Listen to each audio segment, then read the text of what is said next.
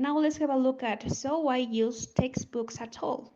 There are some teachers who have a very poor opinion of textbooks and they think that books are boring, stifling for teachers and students, or maybe they are inappropriate for the class in front of them. That is why it's important that teachers and students recognize the truth behind these criticisms of textbooks. For example, there are sometimes an interest in lacking in variety. That is why textbooks are treated as a piece of language or a reading text. In addition to this, there is a danger. For example, some students will get locked into the book using its content as the only material which is taken into account in the classroom.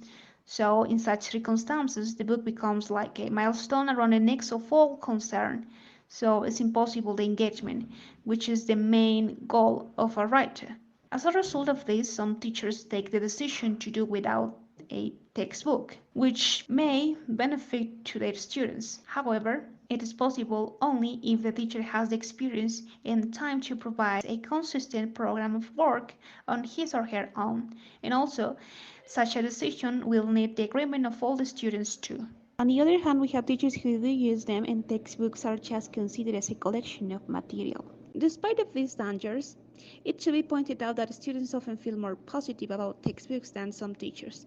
And it is because most of the books nowadays tend to be much colorful than the old days. So students enjoy looking at the visual material.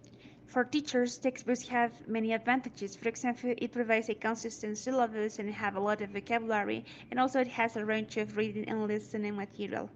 Finally, it's important to take into account this consideration, for example, adaptation, replacement, creativity, dialogue between the teacher and textbook, and what are the benefits for students.